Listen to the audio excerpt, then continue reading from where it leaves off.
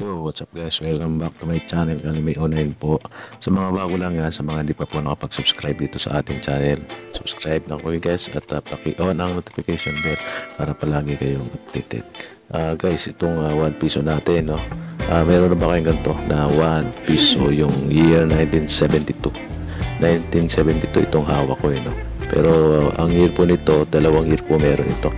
1972 at isang 1974 at yung 1974 na proof coin. Ayan, titignan natin yan, check natin yan sa website kung ano bang status nitong mga value nito. Kasi itong 1972 na to, alam ko ito yung pinaka-common sa dalawang year na yan kaya aasahan natin na hindi ganun kataas ang magiging value nito.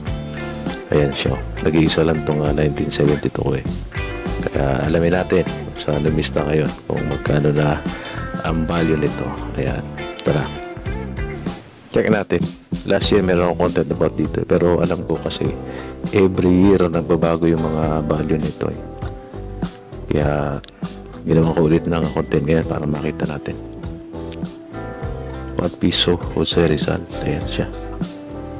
At siyempre yan, sabi ko kanina yung years niyan is 1972 lang.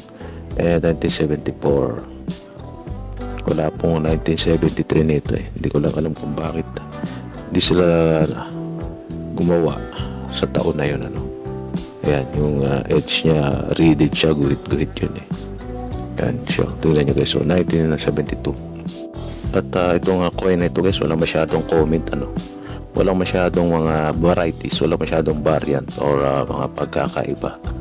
Yan. So, wala tayo masyadong aasahan. So, ayan, sa 1972, napakarami nga pong vintage niya, 121 million yan, di ba? Yung example niyan, 81%. Pero dito sa nabis na mayroong value, yung sa condition na good, 15 pesos Very good, 19, fine, 23, very fine, 33, extra fine, 40 na.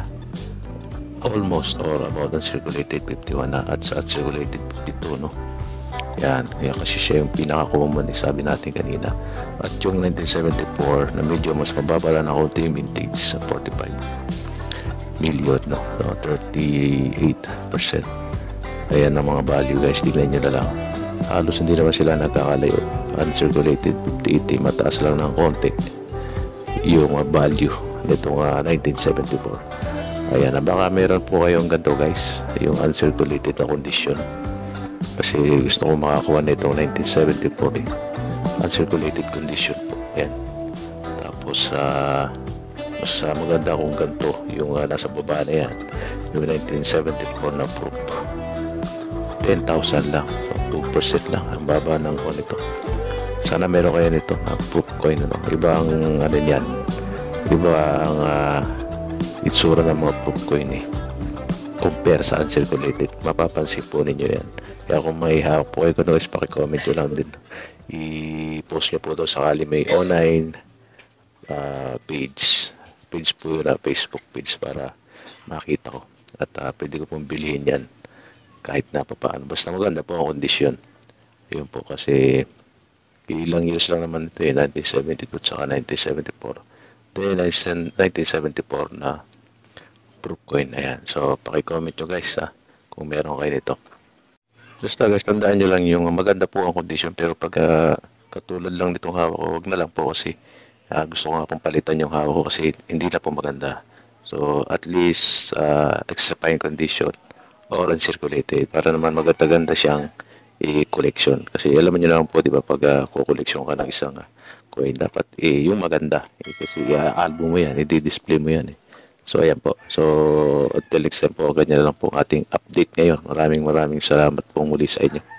So, until next time guys, God bless you all po. I'm out.